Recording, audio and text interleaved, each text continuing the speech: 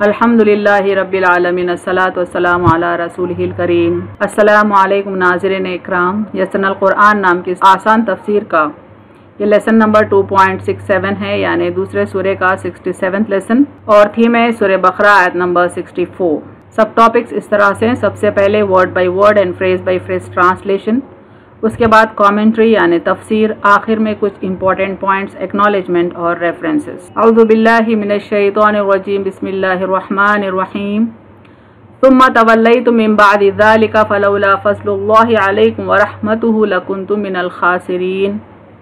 Word by word translation देखें bottom पे। सुम्मा रूट वर्ड है सा मीम, मीम से, माने फिर, इंग्लिश में देन। तवल्लैतुम रूट वर्ड है वाव लाम या से, माने तुम फिर गए, इंग्लिश में यू टर्न अवे। मिन का रूट वर्ड मीम नून से है, माने से, इंग्लिश में फ्रॉम। बादी रूट वर्ड है बा आइन दा से, माने बाद, इंग्लिश में आफ्टर। ज़ालिका रूट वर्ड है जाल लाम काफ से, माने उस, इंग्लिश में दैट। फलौला रूट वर्ड है लाम वाव लाम अलिफ से, माने बस अगर ना होता, इंग्लिश में so if not. Fazlu root word है फाज वाद लाम से, माने फजल, इंग्लिश में द ग्रेस। अल्लाही अलिफ लाम हा से रूट वर्ड है, माने अल्लाह, इंग्लिश में अल्लाह। अलैकुम रूट वर्ड आइन लाम या से है, माने तुम पर, इंग्लिश में अपॉन यू। व रहमतुहु वा के माने और के हैं। रहमतुहु का रूट वर्ड रा हा मीम से है, माने उसकी रहमत, इंग्लिश में and his mercy. लकुंतुम root word है काफ वाव नून से, माने तो तुम थे, इंग्लिश में surely you would have been. मिन का रूट वर्ड मीम नून से, माने से, इंग्लिश में अमोंग।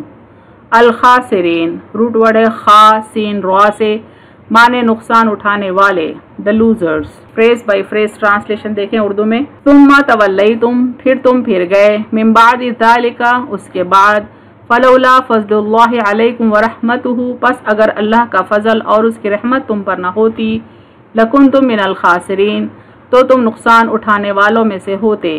कंप्लीट ट्रांसलेशन बॉटम पे देखें। फिर तुम फिर गए उसके बाद, बस अगर अल्लाह का फजल और उसकी रहमत तुम पर न होती तो तुम नुकसान उठाने वालों में से होते। Phrase bye phrase translation English में देखें। सुम्मा तवल्लैतुम then you turned away, min ba'di dhalika after that, falawla fazlullahi alaykum wa rahmatuhu so if not Allah's grace and mercy be upon you, lakuntum minal khasirin surely you would have been among the losers। bottom पे total translation देखें इस आयत का। then you turned away after that so if not Allah's grace and mercy be upon you surely you would have been among the losers। तशरीह कलिमात यानी interpretation of words देखें। तवल्लैतुम तुमने पीठ फेरी, मुंह मोड़ा, एराज किया। मिनल खासिरीन नुकसान उठाने वालों से, नाकाम लोगों में से, बद अंजाम लोगों से, खसारा उठाने वालों से, इतने माने होते हैं मिनल खासिरीन के। रिवीजन करते हैं चूँकि ये आयत पिछली आयत की कंटिन्यूटी में है। पिछली आयत और इस आयत को दोनों मैंने यहाँ बताया है। और जब हमने तुमसे इकरार लिया, हमने उठाया तुम्हारे ऊपर कोहे तूर, पकड़ो हमने जो तुम्हें दिया है मजबूती से, और जो उसमें है उसे याद रखो ताकि तुम परहेजगार हो जाओ। ये हुक्म अल्लाह ताला बनी इसराइल को दिए थे। फिर तुम फिर गए उसके बाद, बस अगर अल्लाह का फजल और उसकी रहमत तुम पर न होती तो तुम नुकसान उठाने वालों में से होते। तफसीर आयत देखें। बनी इसराइल ने जब तौरात को कबूल करने से इनकार किया तब अल्लाह ताला ने इन पर कोहे तूर को मुअल्लक़ किया, यानी बनी इसराइल को अल्लाह ताला ने तौरात अता की तो उनकी सरकशी का ये आलम था कि उन्होंने इस किताब को मानने से इनकार किया। तब अल्लाह ने उन पर कोहे तूर को मुअल्लक़ किया ताकि वह अल्लाह का हुक्म माने, अल्लाह की किताब पर ईमान लाएं। वो मौत से घबरा कर तौरात कबूल कर लिए। ये एक मिसाक था, यानी एक ओथ था जो उन्होंने अल्लाह से किया था, लेकिन सिर्फ ज़ाहिरन, यानी खौफ के सबब उन्होंने ज़ाहिरन अल्लाह से अहद कर लिया कि वो इस किताब को मानेंगे। जैसे ही उन पर से अजाब हटा, यानी कि वो पहाड़ जो मुअल्लक़ था उन पर से हटाया गया, वो फिर से हट धर्म हो गए और तौरात पर अमल करने से इनकार कर दिया। इस कदर आला अहद का उन्होंने पास ना किया, इस कदर ज़बरदस्त वादे का उन्होंने लिहाज ना रखा, यानी ये वादा अल्लाह से उन्होंने डायरेक्ट किया था, लेकिन इस वादे का उन्होंने कोई ख्याल ना रखा, उसको कोई वैल्यू नहीं दी।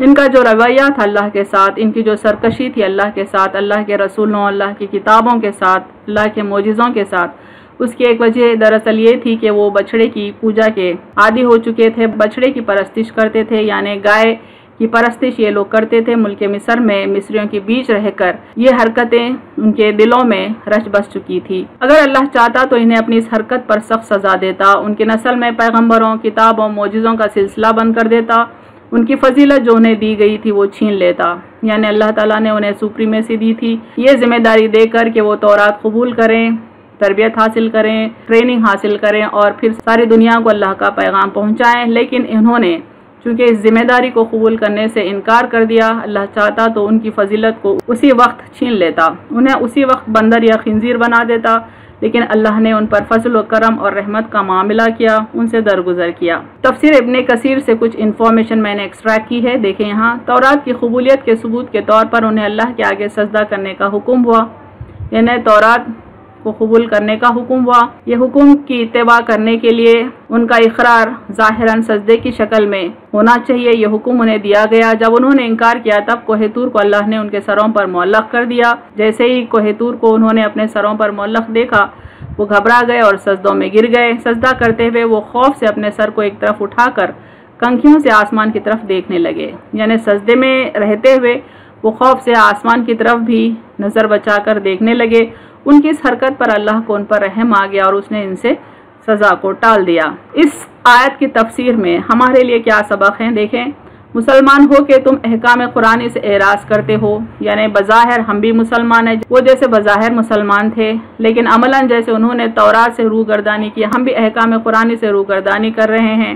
اگر خدا کا فضل و کرم نہ ہوتا تو تم اس قابل تھے کہ تم پر عذاب نازل ہوتا، تم بندر یا خنزیر بنا دیے جاتے، یعنی اللہ کا ہم پر فضل ہے کہ اللہ نے محمد صلی اللہ علیہ وسلم کی امت پر کبھی اس قسم کا عذاب نازل نہیں کیا اور نہ ہی مستقبل میں کرے گا، یہ بندر یا خنزیر بنانے والا عذاب۔ پھر بھی کیا یہ کم ہے کہ اسلامی سلطنتیں برباد ہو گئیں؟ گو لفظی غلام نہیں ہے مگر مانن تو ضرور غلام ہو، خار ہو، یعنی وربلی تو ہم کسی کے غلام نہیں ہیں لیکن عملی طور پر ہم دوسری قوموں کے غلام بن چکے ہیں، ذلیل و خوار زندگی گزار رہے ہیں۔ اہل کتاب ایک طرف، یہاں تک کہ بت پرست بھی تم کو ذلیل سمجھ رہے ہیں، یعنی اہل کتاب ہی نہیں بلکہ بت پرست قوم بھی مسلمانوں کو ذلیل سمجھ رہی ہے۔ خود مسلمان کو جھوٹا، ناقابل بھروسہ، ناقابل معاملہ سمجھ رہا ہے۔ اتنی ساری ذلت و خواری صرف اس وجہ سے ہے کہ عام مسلمان اللہ کے احکامات سے دور ہیں، ہمارے نبی اکرم صلی اللہ علیہ وسلم کی سنت سے دور ہیں، خدا سے بے خوف ہو کر زندگی گزار رہے ہیں، اسی لیے اللہ تعالیٰ نے عام مسلمانوں پر ذلت و خواری مسلط کر دی ہے۔ اہم پوائنٹس دیکھیں اس تفسیر کے۔ حجت پوری ہونے کے بعد انکار کرنے پر عذاب کا نہ آنا اللہ کے فضل و رحمت کی بنا پر ہے۔ فلولا فضل اللہ علیکم ورحمتہ لکنتم من الخاسرین، یعنی اللہ تعالیٰ نے بنی اسرائیل پر اپنا فضل کیا، رحمت کیا، ان کی سرکشی کے باوجود بھی ان کو درگزر سے کام لیا ورنہ وہ خسارہ پانے والوں میں سے ہوتے۔ یہ اللہ کا طریقہ ہے کہ وہ اپنے بندوں کو کئی بار درگزر کرتا ہے، انہیں سزا دینے سے پہلے، اس کے بعد ہی وہ انہیں سزا دیتا ہے۔ بنی اسرائیل قوم کو ہمارے لیے ایک نشان عبرت بنایا گیا، یعنی ہمارے لیے ان کی زندگی ایک لیسن ہے، ان کی جو غلطیاں ہیں وہ ہمارے لیے لیسن ہے، ان کی جو سزائیں ہیں وہ اس میں ہمارے لیے سبق ہے کہ وہ مسلسل اللہ کی نافرمانی کے سبب اس کے عذاب کے مستحق ٹھہرے۔